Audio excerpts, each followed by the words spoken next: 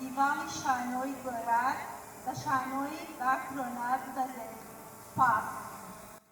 من سۆزیار حەمیدم دەرچی پەیمانگەی هونەرجوانەکانی هەڵەبجەم. ئێمە ماوەی نزیکی مانگێکە سەرقاڵی پرۆڤەکردنین بۆ ئامادەکاری بۆ ئەم فستیڤالە کە ئەمە دووەمین خولی فستیڤاڵی شانۆی گۆرانە. ساڵی 2019 یەکەم خولی بەڕێوە چوو، بەڵام بەهۆی کۆرۆنا و کۆمەڵێک بابەتی قەیران و کە بەسەر کوردستان هات هەڵەبجەش بێبەش نەبوو لەو قەیرانانە و شانۆ وەستا ئەم فستیڤالەمان وەستا. ئەم ساڵیش بە گروتینێکی زۆر باشەوە زیاد لە 20 مەکتەب بە سەرەتایی و ناوەندی و ئامادەیەکان سەرقاڵی پرۆڤە بوون، نزیکی ماوەی مانگێک پرۆڤیان کردووە.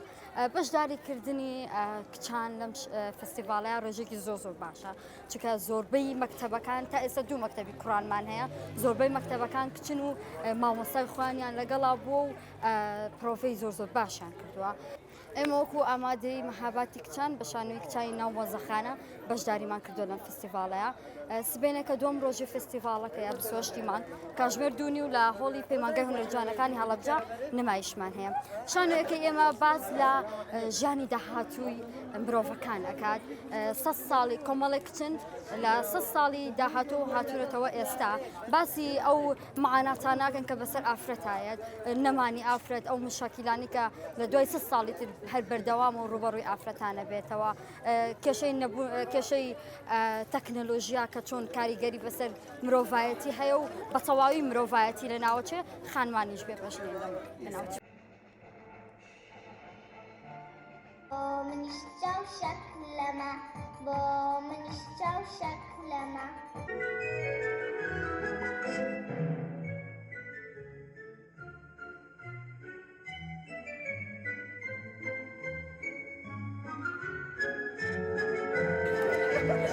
من بێریڤان غازی محەممەد دەرچووی پەیمانگای هونەرە جوانەکانم بەشی شانۆ بەشی دەرهێنان بە نمایشێکی شانۆیی بەشداریم کردووە لەم فستیڤالەیە کە دووەم خولی فستیڤاڵی گۆرانە لەگەڵ کۆمەڵێک کچی خوێندنگەکەمە. شانۆیەکەم باس لە تەمەنی هەرزەکاری و تێکەڵبوونی هەرزەکار بە سۆشیال میدیاوە، پەیوەستبوونیان و دەرچوون لە دنیای واقع. ئەمە ناوەڕۆکی دەقەکەیە. ڕۆڵی ئافرەت لێرەیە، ڕۆڵی دایک بۆ ئەوەی ئەم مناڵانە ئەم هەرزەکارانە بێنێتە دەرەوە بیان خاتە سەر ڕێگایە کە پێویست بۆ بکات دوا ڕۆژێکی ڕووناک بۆ خۆیان دروستکەن، زۆر بەزەقی تایە ڕوونە.